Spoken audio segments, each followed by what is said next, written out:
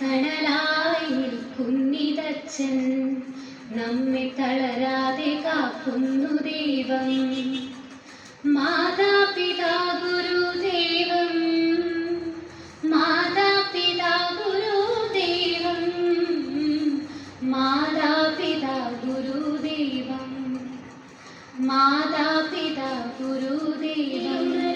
സ്നേഹം അറിവുകൾ പകരുന്നിതധ്യാപകർ, തണലായി നിൽക്കുന്നിതച്ഛൻ നമ്മെ തളരാതെ കാക്കുന്നു ദൈവം. മാതാപിതാ ഗുരുദേവം, മാതാപിതാ ഗുരുദേവം, മാതാപിതാ ഗുരുദേവം, മാതാപിതാ ഗുരുദേവം. സ്നേഹം അറിവുകൾ പകരുന്നിതധ്യാപകർ, തണലായി നിൽക്കുന്നിതച്ഛൻ നമ്മെ തളരാതെ കാക്കുന്നു ദൈവം. മാതാപിതാ ഗുരുദേവം, മാതാപിതാ ഗുരുദേവം, മാതാപിതാ ഗുരുദേവം. അറിവുകൾ തണലായി നിൽക്കുന്നിതച്ഛൻ നമ്മെ തളരാതെ കാക്കുന്നു ദൈവം. മാതാപിതാ ഗുരുദേവം, മാതാപിതാ ഗുരുദേവം, മാതാപിതാ ഗുരുദേവം, മാതാപിതാ ഗുരുദേവം. ജില്ലയുടെ ജനസമ്മതനായ നായകനായ നമ്മുടെ ബഹുമാനായ MP sir Shri Rajmohan Unnithan sir, അധ്യക്ഷനായ അദ്ദേഹം വേറൊരു മീറ്റിംഗ് ഉള്ളത് കൊണ്ടാണ് ഒരു 10 മിനിറ്റ് വൈകിയാണ് വരുന്നത്. സോ ഉടനെ തന്നെ എത്തിച്ചേരുന്നതാണ്. സോ ശ്രീ അബ്ബാസ് ബീഗം സാർ, കാസർഗോഡ് ജില്ലാ സൂപ്രണ്ട് സ്ഥാനത്ത് ആയിരിക്കുന്ന doctor Sreekumar sir, doctor Jamal sir, നമ്മുടെ ഈ ചടങ്ങിന് ആശംസ അർപ്പിക്കാനായിട്ട് ഇവിടെ കടന്നു വന്ന PTA പ്രസിഡന്റ് രാജൻ സാർ, അതുപോലെ തന്നെ നമ്മൾ നിങ്ങളുടെ ഏവരുടെയും സാന്നിധ്യത്തിൽ ആഘോഷിക്കുകയാണ്. ലാംബ് ലൈറ്റിംഗ് സെറിമണി എന്ന് പറഞ്ഞാൽ ഒരു നേഴ്സിനെ സംബന്ധിച്ച് അവളുടെ ജീവിതത്തിൽ ഒരിക്കലും മറക്കാൻ പറ്റാത്തതായ അവിസ്മരണീയമായ ഒരു ദിവസമാണ്, നിമിഷങ്ങളാണ്. ഒരു നേഴ്സ് തന്റെ സർവീസ് തുടങ്ങുന്നതിന് മുമ്പ്, ആരംഭിക്കുന്നതിന് മുമ്പ് തങ്ങളുടെ മാതാപിതാക്കളുടെ അനുഗ്രഹത്തോടെ തങ്ങളുടെ അധികാരികൾ, അതായത് ആരോഗ്യ മേഖലക്കും ഒപ്പം ഈ ആരോഗ്യ മേഖലയെ താങ്ങി നടത്തുന്ന ഭരണനിർവഹണ മേഖലകളിൽ ആയിരിക്കുന്ന ബഹുമാന്യ വ്യക്തികളുടെ അനുഗ്രഹാശിസ്സുകളോടെ, അവരെ പഠിപ്പിക്കുന്ന ടീച്ചേഴ്സിനോടെ, അതുപോലെ തന്നെ മാന്യ അധികാരികളുടെയും ബന്ധുക്കളുടെയും മിത്രങ്ങളുടെയും അനുഗ്രഹത്തോടെ അവർ ഫ്ലോറൻസ് നൈറ്റിംഗേൽ, അതായത് നേഴ്സുമാരുടെ മോഡേൺ നേഴ്സിംഗിന്റെ ഉപജ്ഞാതാവായ ഫ്ലോറൻസ് നൈറ്റിംഗേൽ തുടങ്ങി വെച്ച ആ ദൈവഭാവം, അനുകമ്പയുടെയും സ്നേഹത്തിന്റെയുമായ ആ ദൈവിക ഭാവം ഒരു തിരിതെളിച്ച് സ്വായത്തമാക്കിക്കൊണ്ട് അവരുടെ പ്രൊഫഷൻ, അവരുടെ സർവീസ് തുടങ്ങുന്ന സുന്ദര ഫ്ലോറൻസ് നൈറ്റിംഗേൽ അന്ന് മുറിവേറ്റ നേഴ്സുമാരുടെ സഹപ്രവർത്തകരുമായിട്ട് ആ അന്ധകാരത്തിന്റെ അവസ്ഥയിലേക്ക് ഒരു പ്രകാശത്തിന്റെ ദീപവുമായി, ആശ്വാസത്തിന്റെ ദീപവുമായി, കരുതലിന്റെ ദീപവുമായി അവരുടെ ഇടയിലേക്ക് കടന്നു ചെന്ന് അവർക്ക് പ്രത്യാശയുടെ, സമാധാനത്തിന്റെ, സന്തോഷത്തിന്റെ നിമിഷങ്ങൾ അല്ലെങ്കിൽ ജീവിതം തന്നെ പകർന്നു കൊടുത്ത ഒരു വ്യക്തിത്വമാണ് ഫ്ലോറൻസ് നൈറ്റിംഗേൽ. ആ മഹത് വ്യക്തി തുടങ്ങി വെച്ച ദൈവികമായ ഭാവത്തോടു കൂടിയുള്ള പ്രവൃത്തിയുടെ പിന്മുറക്കാരായിട്ടാണ് ഇന്നത്തെ നേഴ്സുമാർ അവരുടെ ജീവിതം അല്ലെങ്കിൽ അവരുടെ പ്രൊഫഷൻ തുടങ്ങുന്നതും നിർവഹിക്കുന്നതും. ആ ഒരു നിമിഷത്തിനാണ് നമ്മൾ ഇവിടേക്ക് കടന്നു വന്നത്. ഈ ഒരു നിമിഷം, ഈ ചടങ്ങിന് കടന്നു വന്ന എല്ലാവർക്കും സ്വാഗതം ആശംസിക്കുക എന്നതാണ് എന്നിൽ. അതുകൊണ്ട് കൂടുതലൊന്നും പറയാൻ ഞാൻ ആഗ്രഹിക്കുന്നില്ല. നമ്മുടെ ഈ ലാമ്പ് ലൈറ്റിംഗ് സെറമണി ഇവിടെ ഉദ്ഘാടനം ചെയ്യുന്നതിന് വേണ്ടി നമ്മുടെ പ്രിയപ്പെട്ട ശ്രീ രാജ്മോഹൻ ഉണ്ണിത്തോർ സർ അവരെ വളരെ ആദരപൂർവ്വം ക്ഷണിച്ചുകൊണ്ട് ഞാൻ എൻ്റെ വാക്കുകൾ ചുരുക്കുന്നു. ലാമ്പ് ലൈറ്റിംഗ് സെറമണിയിൽ പങ്കെടുക്കാനായി ഞാനിവിടെ എത്തിയത്. വളരെ വിശിഷ്ടമായ ഒരു ചടങ്ങാണ് ഇവിടെ നടക്കുന്നത്. പ്രിൻസിപ്പൽ സ്വാഗത പ്രസംഗത്തിൽ വളരെ സവിസ്തരം കാര്യങ്ങൾ നിങ്ങളോട് സൂചിപ്പിച്ചു. നിങ്ങളുടെ ഈ ബ്രോഷറിൻ്റെ ഫ്രണ്ട് പേജിൽ കൊടുത്തിരിക്കുന്നത് ഫ്ലോറൻസ് നൈറ്റിംഗേലിൻ്റെ ചിത്രമാണ്. ലേഡി വിത്ത് ലാമ്പ്, വിളക്കേന്തിയ വനിത. നമുക്കറിയാം, ബ്രിട്ടനിൽ ജനിച്ച് അവിടെ ക്രീമി യുദ്ധം നടക്കുന്ന 19-ാം നൂറ്റാണ്ടിൻ്റെ 2ാം ഭാഗത്തിൽ പരിക്കേറ്റ പട്ടാളക്കാരെ ആശുപത്രികളിലും വീടുകളിലും പോയി ചികിത്സിക്കാൻ രാത്രി കാലങ്ങളിൽ വിളക്കേന്തി ആ പ്രൊഫഷനോട് കൂറും വിധേയത്വവും പ്രതിബദ്ധതയും കാണിച്ച ഒരു സ്റ്റാറ്റിസ്റ്റിക്സ് ശാസ്ത്രജ്ഞയാണ് നമ്മുടെ ഫ്ലോറൻസ് നൈറ്റ്. അതുപോലെ വിജ്ഞാനമുള്ളൊരു തലമുറയും വിദ്യാഭ്യാസമുള്ള തലമുറ, ഇത് രണ്ടും ഉണ്ടെങ്കിൽ ഒരു രാജ്യം ഏറ്റവും വലിയ സമ്പന്നമാണെന്നാണ് പറയുന്നത്. പൂന്താനത്തിൻ്റെ ജ്ഞാനപ്പാനയിൽ പറയുന്നത്, ഒരു മനുഷ്യ ജന്മം കിട്ടണമെങ്കിൽ ഒരുപാട് ജന്മം നമ്മൾ കാത്തിരിക്കും. എത്ര ജന്മം പ്രയാസപ്പെട്ടിക്കാലം അത്ര വന്നു പിറന്നു സുഹൃത്താൽ. എത്ര ജന്മം മലത്തിൽ കഴിഞ്ഞതും എത്ര ജന്മം ജലത്തിൽ കഴിഞ്ഞതും എത്ര ജന്മങ്ങൾ മണ്ണിൽ കഴിഞ്ഞതും എത്ര ജന്മം മരങ്ങളായി നിന്നതും എത്ര ജന്മം മരിച്ചു നടന്നതും. വിളക്കേന്തിയ വനിതയുടെ ചിത്രം നമ്മൾ കൊടുത്തിരിക്കുന്നു. നമുക്കറിയാം, ഇന്ന് 21-ാം ബാച്ചിൻ്റെ ലാമ്പിംഗ് സോഷ്യൽ സർവീസിലും മായാത്ത വ്യക്തിമുദ്ര പതിപ്പിച്ച ലേഡി വിത്ത് ലാമ്പ്, വിളക്കേന്തിയ വനിത. ആ വനിതയാണ് ഇന്ന് ആധുനിക കാലഘട്ടത്തിൽ നഴ്സിംഗിൻ്റെ ഏറ്റവും ഒരു ഉപജ്ഞാതാവ് കൂടിയാണ് ഫ്ലോറൻസ് നൈറ്റിംഗേൽ. അത് മാത്രമല്ല, അവരൊരു വലിയ സാമൂഹ്യ പ്രവർത്തക കൂടിയായിരുന്നു. ഒരു സാമൂഹ്യ പ്രവർത്തക എന്നുള്ള നിലയ്ക്ക്, ഒരു സ്ഥിതി വിവര ശാസ്ത്രജ്ഞ എന്നുള്ള നിലയ്ക്ക്, അതിനേക്കാൾ ഒരു നഴ്സിംഗിൻ്റെ ഉപജ്ഞാത നിലയ്ക്ക് ഒരു കാലഘട്ടത്തിൻ്റെ നിറസാന്നിധ്യമായി നിറഞ്ഞു നിന്നവർ സാമൂഹ്യ സേവന രംഗത്ത് വലിയ കീർത്തിമുദ്ര പതിപ്പിച്ചിരുന്നു. നമ്മുടെ ഇന്ത്യക്കകത്ത് ഭക്ഷ്യക്ഷാമം ഉണ്ടായ കാലത്ത് ബ്രിട്ടനിൽ നിന്ന് നമുക്ക് ആഹാരം എത്തിച്ചു തരാൻ ഫ്ലോറൻസ് നൈറ്റിംഗേൽ ശ്രമിച്ചിട്ടുണ്ട്. ബ്രിട്ടനിൽ വേശ്യാവൃത്തി ഒരു തൊഴിലായി സ്വീകരിച്ച വേശ്യകളെ പുനരധിവസിപ്പിക്കാൻ ഫ്ലോറൻസ് നൈറ്റിംഗേൽ എടുത്ത ഒരു മുൻകൈ, അതൊക്കെ ചരിത്രം രേഖപ്പെടുത്തി. തലയിൽ വെച്ചാൽ പേനരിക്കുമെന്ന് പറഞ്ഞ് താഴത്തും തലയിലും വയ്ക്കാതെ ഇങ്ങനെ കൊണ്ടു നടന്ന് വളർത്തുന്ന ഒരു മനുഷ്യന്, അതിലൊരു മനുഷ്യൻ ഒരമ്മയുടെ ഗർഭപാത്രത്തിൽ ഒരു കുട്ടിക്ക് രൂപമുണ്ടായി കഴിഞ്ഞാൽ ആ കുട്ടിയുടെ വളർച്ച ആരംഭിക്കുന്നത് മാതാവിലൂടെയാണ്.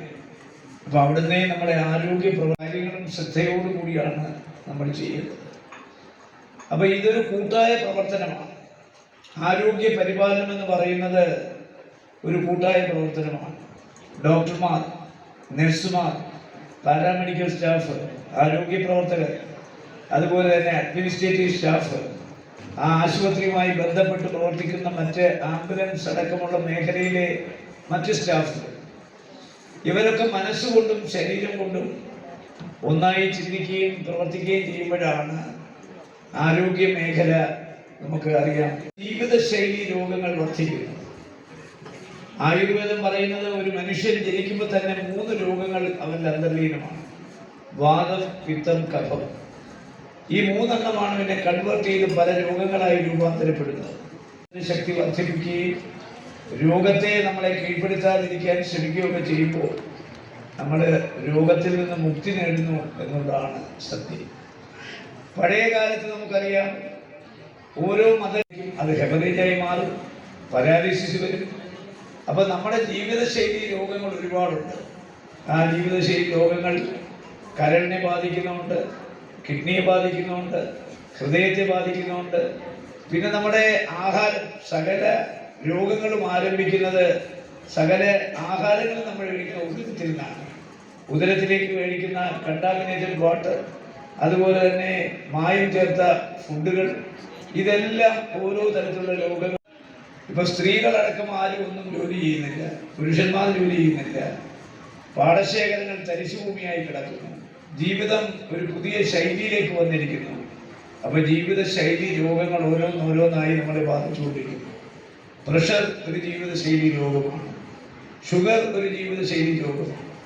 പ്രഷറും ഷുഗറും കൂടുമ്പോൾ കൊളസ്ട്രോൾ വരും.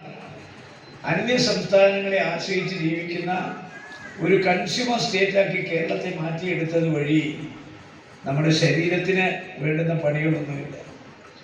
പണ്ട് വീട്ടിൽ നമുക്കറിയാം, ദോശ ഉണ്ടാക്കണമെങ്കിൽ, ഇഡ്ഡലി ഉണ്ടാക്കണമെങ്കിൽ ഉഴുന്നും അരിയും കൂടെ ആട്ടുകല്ലിനകത്ത് ആട്ടിയിട്ടാണ് നമ്മൾ എടുക്കുന്നത്. എല്ലാവരും അരകല്ലിൽ അരച്ചാണ് എടുക്കുന്നത്.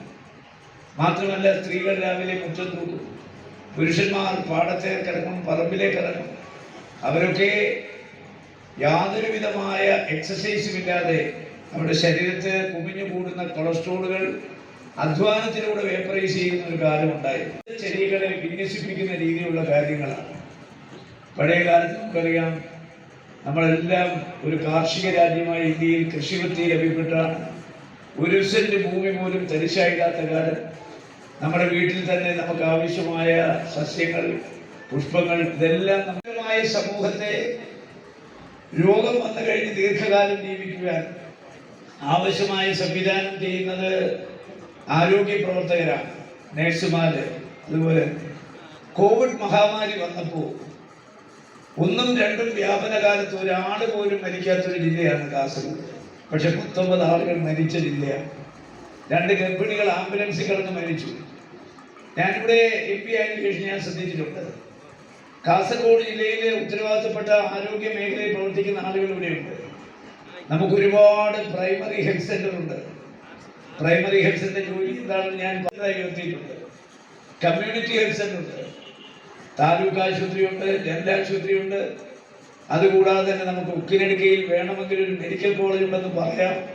അഡ്മിനിസ്ട്രേറ്റീവ് ബ്ലോക്ക് മാത്രമേ പ്രവർത്തിക്കുന്നുള്ളൂ. താലൂക്ക് ആശുപത്രിയിലെല്ലാം സർജറിക്ക് സംവിധാനമുണ്ട്, പക്ഷെ സർജറി നടക്കുന്നില്ല. കാര്യം എന്താ? ഒറ്റ താലൂക്ക് ആശുപത്രിയിലും അനസ്തേഷ്യ കൊടുക്കാനുള്ള സംവിധാനമില്ല. ഇവിടെ കാഞ്ഞങ്ങാട്ട് ഒരു അപകടം നടന്ന ഒരു കുടുംബത്തിലെ 5 പേർ, 2 കുട്ടികൾ ദാരുണമായി മരിച്ചു. 13 വയസ്സുള്ള പെൺകുട്ടി, 12 വയസ്സുള്ള കുട്ടി. ബാക്കി മുഴുവൻ ആ ഫാമിലിയിലെ ആളുകളും ഇപ്പോഴും കണ്ണൂർ മിംസി കിടക്കുക. ഞാൻ ആ മരണ വീട്ടിൽ പോയി. ഇവിടെ അപകടങ്ങൾ ഇങ്ങനെ സ്ഥിരമുണ്ടാകുന്നു, പക്ഷെ നമുക്കൊരു ട്രോമ കെയർ സെന്റർ ഇല്ല. നമുക്ക് കാത്ത് ലാബ് ഉണ്ട്, പക്ഷെ കാർഡിയോളജിസ്റ്റ് ഇല്ല.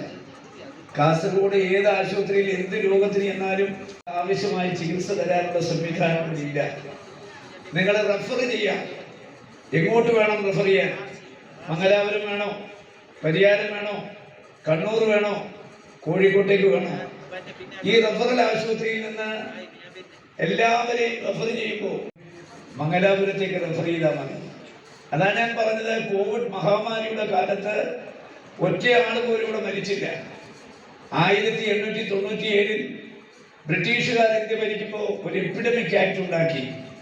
അതായത് പകർച്ചവ്യാധി തടയാൻ ഒരു നിയമം ഉണ്ടാക്കി. ആ നിയമത്തിന്റെ ചുവട് പിടിച്ച് ഒരു ഓർഡിനൻസ് കൊണ്ടുവന്നു. ആ ഓർഡിനൻസ് വന്നപ്പോൾ ഓരോ ജില്ലകളുടെയും അതിർത്തികൾ അടച്ചു.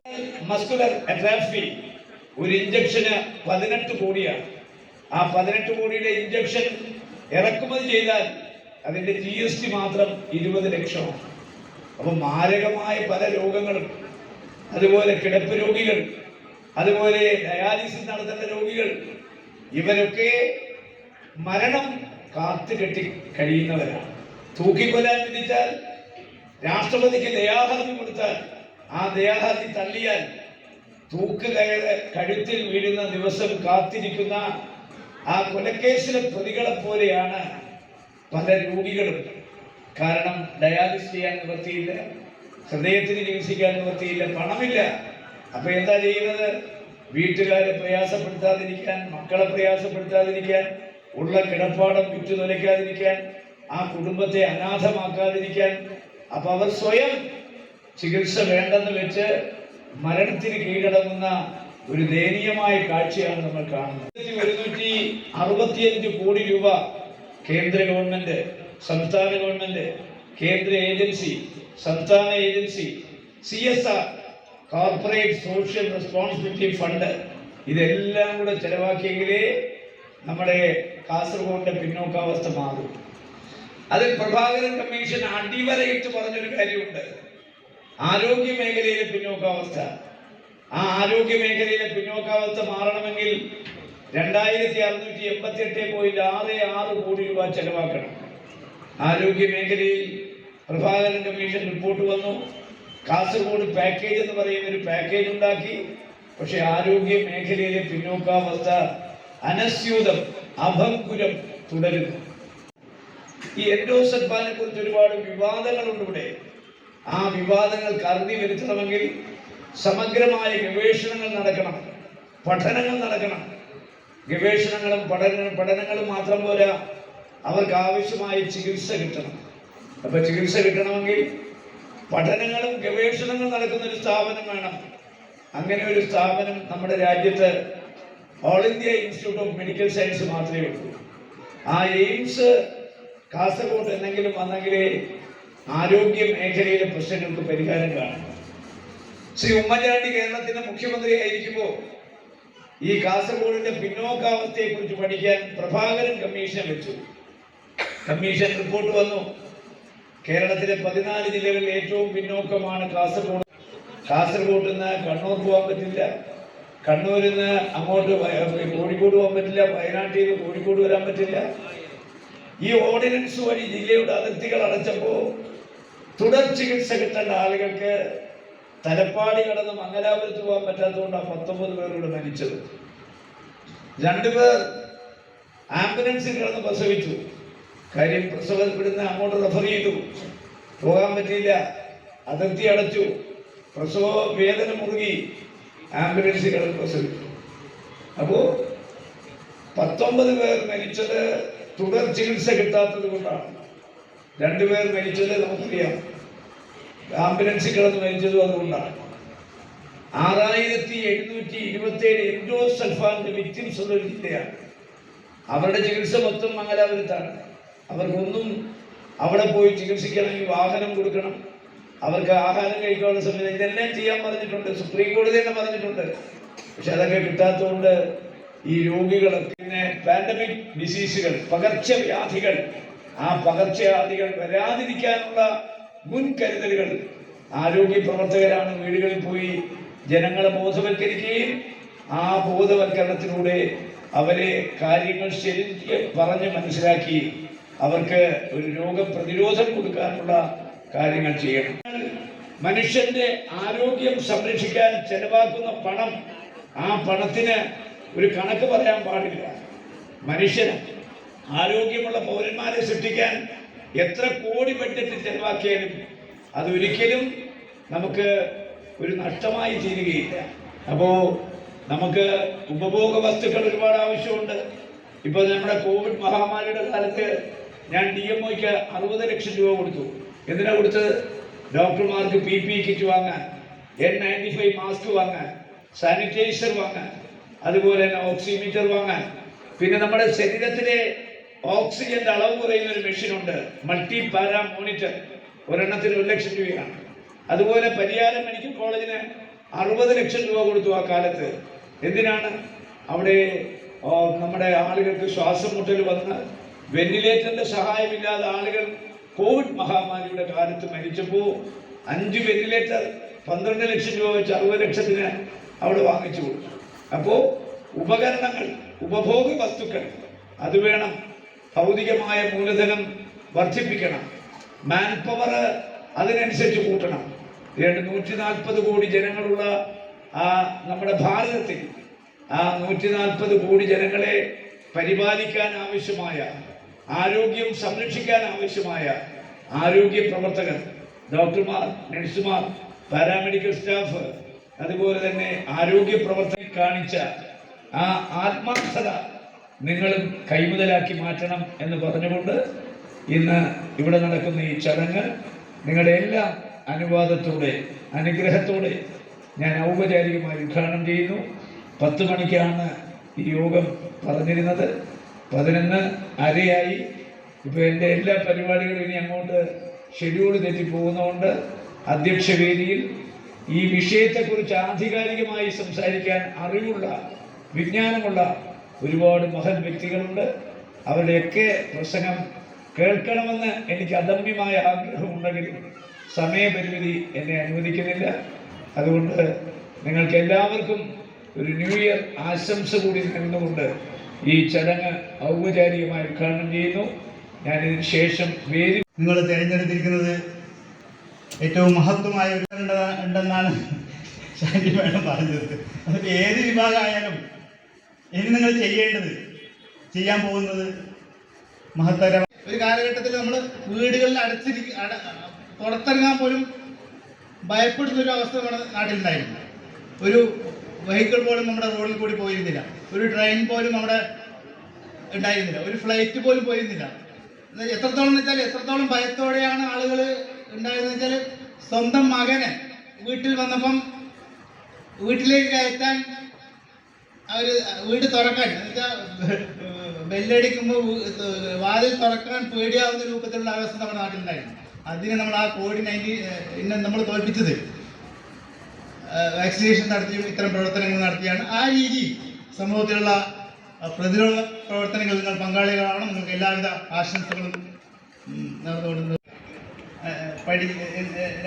രണ്ട് തരം ആൾക്കാരെ കുറിച്ച് പറഞ്ഞു. രണ്ട് തരം എന്ന് വെച്ചാൽ ഇന്നലെ അല്ലെങ്കിൽ കഴിഞ്ഞ ദിവസം ഇൻസ്പെക്ഷന് പോയപ്പോൾ അല്ലെങ്കിൽ സെന്ററിൽ ചെന്നപ്പം പെട്ടെന്ന് മറുപടി പറഞ്ഞവരും മറുപടി പറയാത്തവരും. നിങ്ങൾ അതിൽ പെട്ടെന്ന് മറുപടി ചോദ്യം കേൾക്കുന്നതിന് മുമ്പ് മറുപടി പറയുന്ന കൂട്ടത്തിൽ ആകാൻ ശ്രദ്ധിക്കുക, പഠിക്കുക.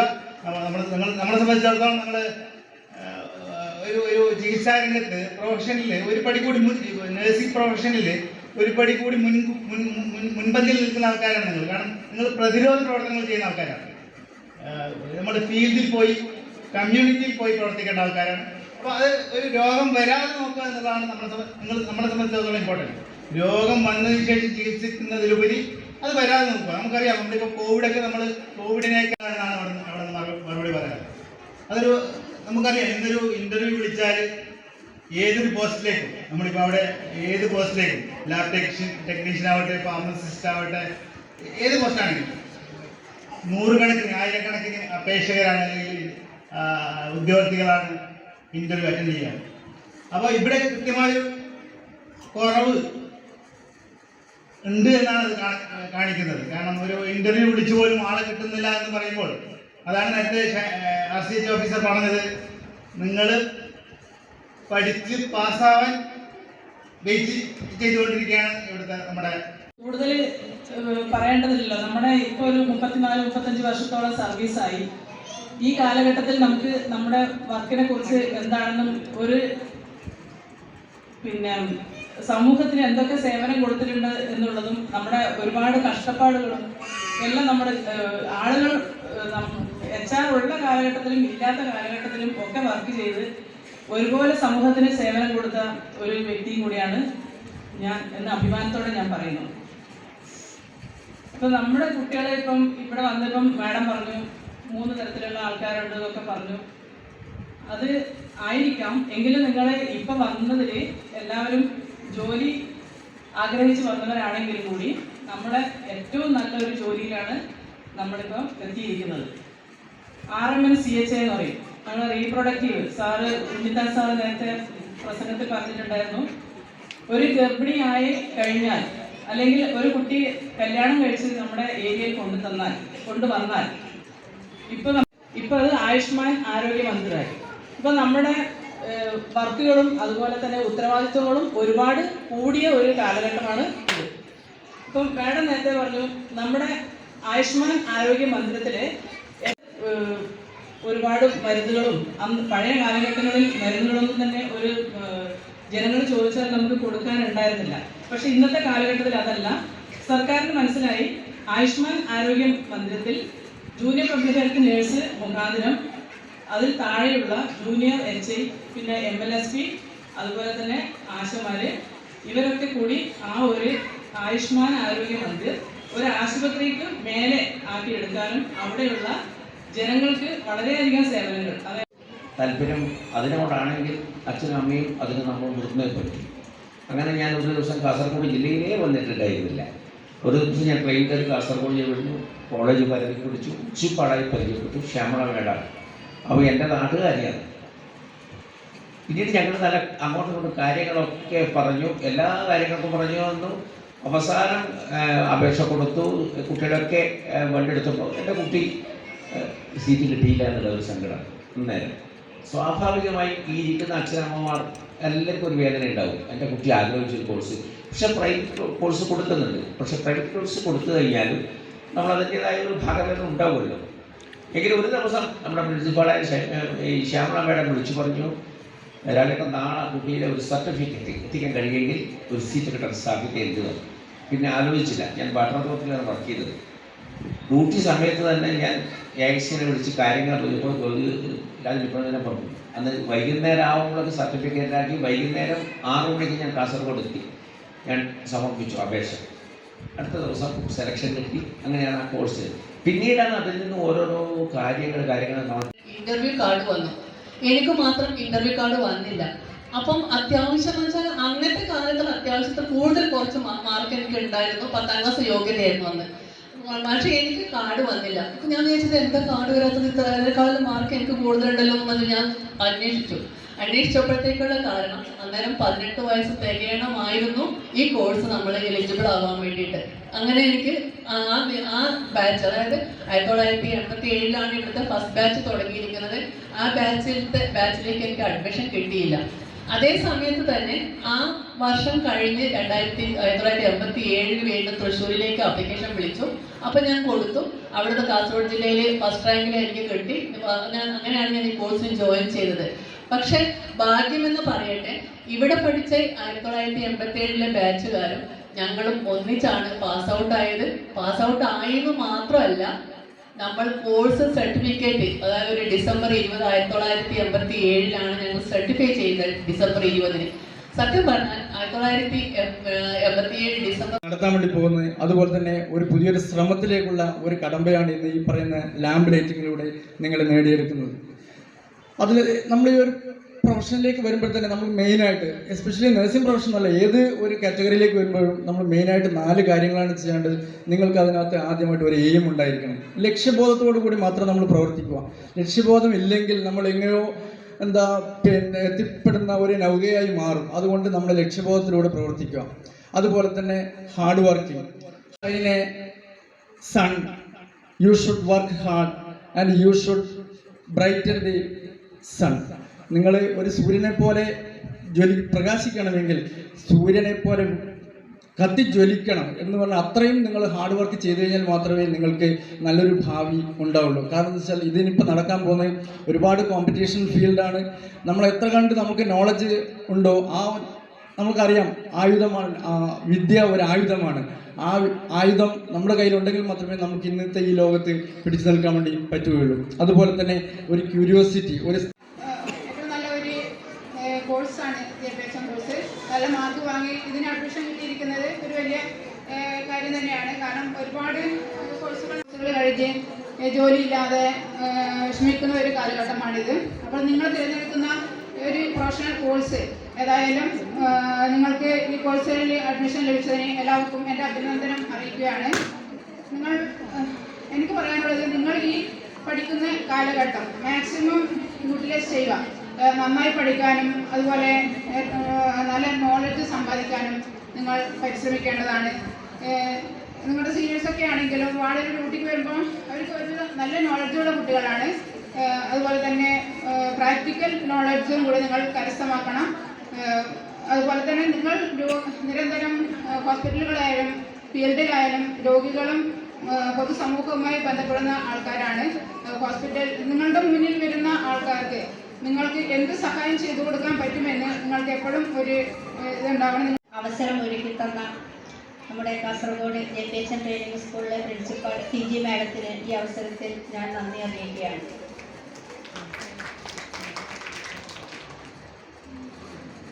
നമ്മൾക്കറിയാം, ഈ ഒരു കാലഘട്ടം കടന്നു പോകുന്നത് പലവിധ രോഗങ്ങളും മഹാമാരികളും നിറഞ്ഞ ഒരു അന്തരീക്ഷത്തിലൂടെയാണ്. ഈ ഒരു അവസരത്തിൽ സ്വമേധയാ ഈ ആരോഗ്യരംഗം അല്ലെങ്കിൽ ഈ ആരോഗ്യരംഗം തിരഞ്ഞെടുത്ത നഴ്സിംഗ് പരിശീലനത്തിനായി സന്നദ്ധരായി വന്നിരിക്കുന്ന നിങ്ങളെല്ലാവരെയും ഞാൻ അഭിനന്ദിക്കുകയാണ്.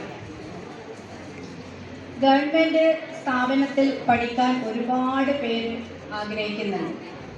അതിൽ നിന്ന് മെറിറ്റ് അടിസ്ഥാനത്തിൽ അർഹരായവർക്ക് മാത്രമാണ് അഡ്മിഷൻ ലഭിക്കുന്നത്. അതുകൊണ്ട് തന്നെ നിങ്ങൾ എത്രയോ ഭാഗ്യമുള്ളവരാണ്, എത്രയോ നന്മയുള്ളവരാണ് എന്നുള്ളതാണ്. പ്രധാനമായിട്ടും നമുക്ക് എനിക്ക് മുമ്പേ പറഞ്ഞവരൊക്കെ പറഞ്ഞു, കാരണം പഠിച്ചു കഴിഞ്ഞ ഉടനെ ഉള്ള ജോലി, അതാണ് ഈ ഒരു കോഴ്സിന് മറ്റുള്ള കോഴ്സുകളിൽ നിന്നൊക്കെ വ്യത്യസ്തമായിട്ട് കാണുന്ന ഒരു. ട്രെയിനർമാരെ തിരഞ്ഞെടുക്കാൻ വേണ്ടി സംസ്ഥാന ആരോഗ്യ വകുപ്പ് നേരിട്ട് നടത്തുന്ന 4 സ്ഥാപനങ്ങളുണ്ട്. അതിൽ തിരുവനന്തപുരത്ത് പട്ടികജാതി പട്ടികവർഗ വിഭാഗക്കാർക്കുള്ളതായ സ്ഥാപനമാണ്. തെക്ക് ഭാഗത്തുള്ള 4 സ്ഥാപനം 4 ജില്ലകൾക്കുള്ളതായ ഒരു സ്ഥാപനമാണ് കോട്ടയത്ത് പ്രവർത്തിക്കുന്നത്. മധ്യഭാഗത്തുള്ളതായ 6 ജില്ലകൾക്ക് പ്രവർത്തിക്കുന്നതാണ് പാലക്കാട് ജില്ലയിൽ പ്രവർത്തിക്കുന്നത്. ഈ വടക്കേ അറ്റത്ത് ഉള്ളതായ കാസർഗോഡ് ജില്ല, വടക്കേ അറ്റത്തുള്ളതായ 4 ജില്ലകൾക്ക്, കോഴിക്കോട്, കണ്ണൂർ, കാസർഗോഡ്, ഈ 4 ജില്ലകൾക്കുള്ളതായ വയനാട്, ഈ 4 ജില്ലകൾക്കുള്ളതായ ഒരു സ്ഥാപനമാണ് കാസർഗോഡ് JPH ട്രെയിനിങ് സ്കൂൾ. മറ്റ് JPH ട്രെയിനിങ് സ്കൂളിൽ നിന്നും പങ്കെടുത്ത ഒരു വ്യക്തിയാണ്. അപ്പോൾ ഇവിടെ നമുക്കിപ്പോൾ അറിയാം, 2018 മുതൽ പ്രിൻസിപ്പാൾ ഇല്ല. എൻ്റെ സുഹൃത്തുക്കളെ, നമ്മുടെ ജൂനിയേഴ്സിൻ്റെ ലാമിനേറ്റിംഗ് സെറിമണി ഇവിടെ വളരെ മനോഹരമായി നടന്നിരിക്കുകയാണ്.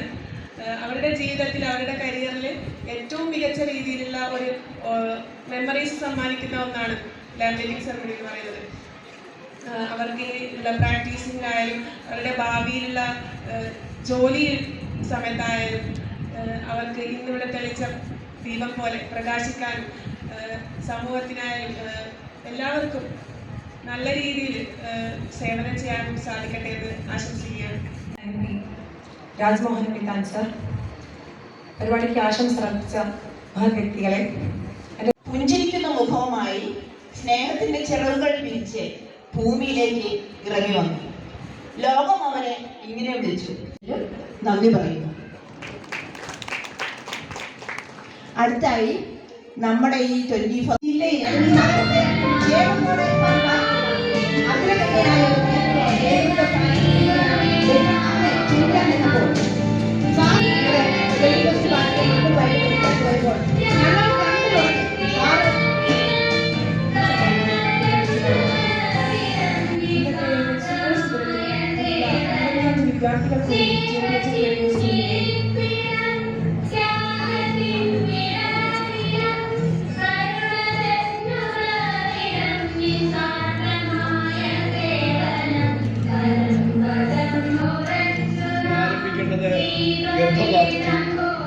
ശരീരം 50 വയസ്സാകുകയില്ല,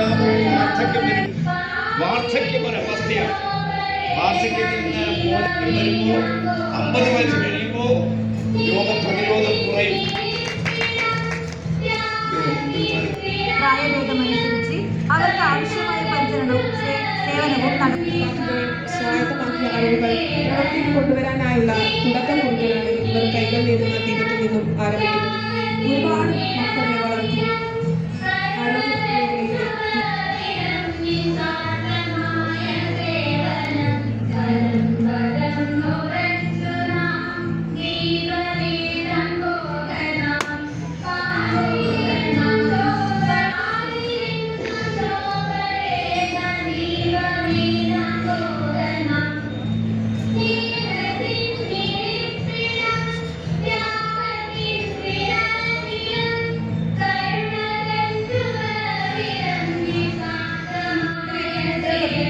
സേവനമനുഷ്ഠിക്കാനുമുള്ള പരിശീലനത്തിനാണ് ഇവർ ഈ മേഖല തിരഞ്ഞെടുത്തിരിക്കുന്നത്.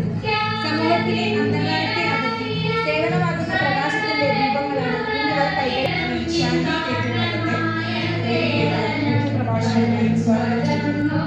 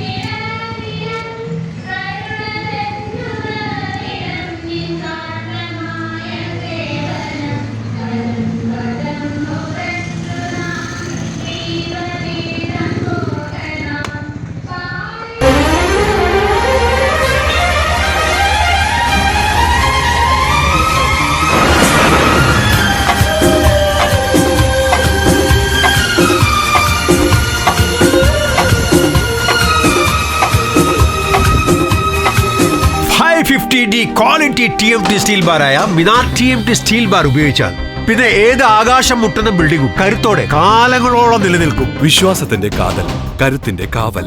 Minar TMT Tempcore FE 550D steel bar. Mariyam body ലോഷന് വെല്ലുന്നൊരു ലോഷൻ നമ്മുടെ കയ്യിലെത്തിയിട്ടുണ്ട്. അൽ ഫലാജ് പെർഫ്യൂം ഇൻഡസ്ട്രി എന്നുള്ള ബ്രാൻഡിന്റെ മുസ്കാൻ എന്ന് പറഞ്ഞിട്ടുള്ള ഒരു ബോഡി ലോഷൻ ആണ്. ഇതിന്റെ ബോക്സും കാര്യങ്ങളൊക്കെ ഇതാ ഈ രൂപത്തിലാണ്. നല്ലൊരു ഗിഫ്റ്റിംഗ് പ്രസന്റേഷനും കാര്യങ്ങളൊക്കെ കൊടുത്തിട്ടുണ്ട്. ഇവിടെ നല്ലൊരു മുസ്കാൻ എന്ന അറബിയിൽ കാലിഗ്രഫിയും കാര്യങ്ങളൊക്കെ കൊടുത്തിട്ടുണ്ട്. നല്ല ബ്യൂട്ടിഫുൾ ആയിട്ടുള്ള പ്രസന്റേഷൻ കേട്ടോ. ജസ്റ്റ് ഓപ്പൺ ചെയ്തുതരാം. ഈ രൂപത്തിലായിരിക്കും ഇതിന്റെ ഓപ്പണിങ്ങും പ്രസന്റേഷനും വരുന്നത്. ഇതാണ് മുസ്കാൻ എന്ന് പറഞ്ഞിട്ടുള്ള ബോഡി ലോഷൻ. എന്റെ മോനെ ഇതിന്റെ സ്മെല്ല് സ്നിഫ് ചെയ്യുന്ന വേണം, വേറെ ലെവൽ സ്മെല്ല്. കാരണം മറിയം ബോഡി ലോഷൻ വർഷങ്ങളായിട്ട് ഞാൻ യൂസ് ചെയ്തുകൊണ്ടിരിക്കുന്ന ഒരു ബോഡി ലോഷൻ ആയിരുന്നു. പക്ഷേ മുസ്കാൻ കിട്ടിയതിനു ശേഷം മറിയം ബോഡി ലോഷൻ ഒന്നുമല്ല ചെയ്യുന്ന ഓൾമോസ്റ്റ് ഒരു 99.9% പേരും ഈ ഒരു ഫ്രാഗ്രൻസ് ഇഷ്ടപ്പെടും. കാരണം നല്ലൊരു സ്വീറ്റ് ആയിട്ടുള്ള floral, fruity, vanilla, creamy, candy, milky സ്മെല്ലാണ് മുസ്കാനിൽ വരുന്നത്. വേറെ ലെവൽ സാധനം. ട്രൈ ചെയ്ത് നോക്കി, ഏതായാലും ഡിസപ്പോയിന്റഡ് ആവില്ല. മറിയത്തിനെ കാട്ടിയും അത്യാവശ്യം നല്ല ലാസ്റ്റിംഗ് കിട്ടുന്നുണ്ട്. ഇത് നിങ്ങൾ GCCയിലൊക്കെ കുളിച്ച് കഴിഞ്ഞ ശേഷം നെക്കിലൊക്കെ അപ്ലൈ ചെയ്യുക. എന്നിട്ട് ക്ലോത്തും കാര്യങ്ങളൊക്കെ ഇട്ട് നിങ്ങൾ ഓഫീസിലൊക്കെ പോയി തിരിച്ചു വന്ന് നിങ്ങൾ ക്ലോത്ത് ചേഞ്ച് ചെയ്യുന്ന സമയത്തും ഈ ഒരു സ്മെല്ല്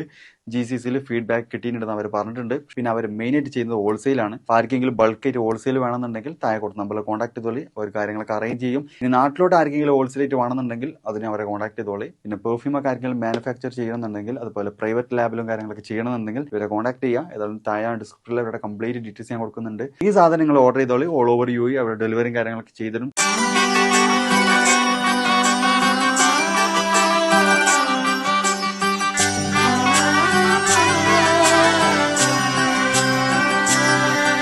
ഇവളണിയും പൊന്നല്ലേ, കനവുണരും ദിനമല്ലേ, മൊഞ്ചത്തി പെണ്ണിൻ നിൻ മനം, പെണ്ണഴകിനു മിഴിവേകി എന്നെന്നും നിന്നില്ലേ, മാറ്റേറും പൊന്നിൻ താരമേ.